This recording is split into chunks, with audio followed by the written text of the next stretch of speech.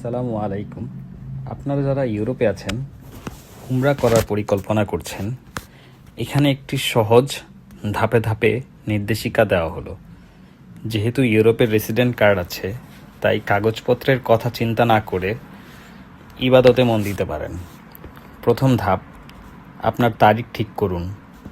যেহেতু সামনের ডিসেম্বরে বড়দিন উপলক্ষে বেশি দিন ছুটি পাবেন, সেটাকে কাজে লাগাতে পারেন। দ্বিতীয় ধাপ, পাসপোর্টের মেয়াদ যেন 6 মাস থাকে এবং টিআরসি ভ্যালিড যেন থাকে, সেটা খেয়াল রাখবেন। আর ট্যুরিস্ট ভিসা করবেন। ট্যুরিস্ট ভিসাতে আপনার ইন্স্যুরেন্স থাকে, ইন্স্যুরেন্সটা কি সংযুক্ত, তো সমস্যা নেই। ট্যুরিস্ট ভিসাতেও উমরা করতে পারবেন, কোনো নিষেধাজ্ঞা নেই। আর রমজান মাস ছাড়া সব মাসেতেই আপনি উমরা করতে পারবেন। ট্যুরিস্ট ভিসা হলেও কোনো সমস্যা নেই। যদিও অনারেবল ভিসা দেয় সৌদি আরব, কিন্তু আমি হাইলি রিকমেন্ড করব আপনারা ভিসা করে যাবেন। তো রওজা শরীফের জন্য, মদিনাতে যাওয়ার জন্য নুসুক অ্যাপের মাধ্যমে অনুমতিপত্র বা পারমিট নিয়ে যাবেন। রওজা শরীফের জন্য একটা আলাদা পারমিট লাগে। আর অবশ্যই আপনার দরকারি জিনিসপত্র, ঔষধ, তারপর পোশাক আশাক সব নিয়ে যাবেন, সাথে রাখবেন। আর ফ্লাইট বুক করবেন, যেমন পেগাসাস আছে, উইজ এয়ার আছে, এগুলোর মাধ্যমে যেতে পারেন। এইজিয়ান এয়ারলাইন্স আছে, সেটার মাধ্যমে যেতে পারেন। এখান থেকে জেদ্দার ফ্লাইট নেবেন। তো জেদ্দাতে থেকে আপনি চাইলে আবার মক্কা থেকে মদিনা যখন যাবেন, তখন ট্রেনের টিকিট কাটতে পারেন। ট্রেনের টিকিট অনেকটা সাশ্রয়ী না, মোটামুটি বাজেটের মধ্যে, এবং পাশাপাশি আপনার ট্রেনে কম সময় যেতে পারবেন আর কি।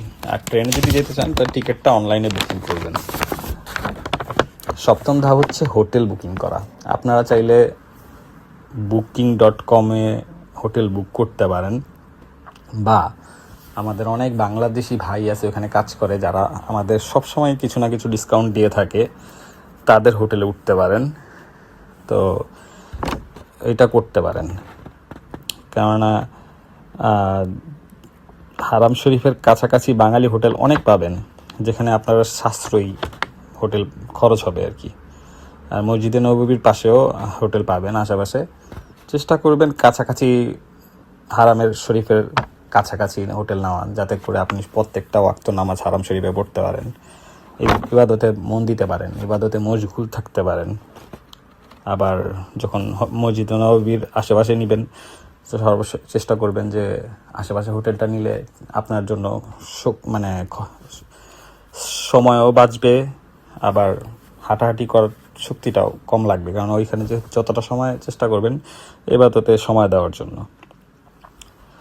আর অষ্টম ধাপ হচ্ছে ফ্লাইট টিকিট নেওয়ার পরে ইহরাম ও মিকাতের জিনিসটা খেয়াল রাখবেন।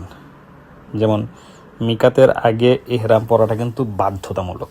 মিকাত অতিক্রমের আগে অনলাইনে থেকে আপনারা ইহরাম কিনতে পারেন, এখান থেকে কালেকশন করে নেবেন। আর মিকাতের সময় যখন মিকাত আসবে, তখন অবশ্যই হয়তো আপনার এয়ারলাইন্সগুলা বলে দিলে তখন নিয়ত করবেন এবং তালবিয়া পাঠ করবেন। আর নবম ধাপ হচ্ছে উমরা পালন করুন, তাওয়াফ, কাবা শরীফের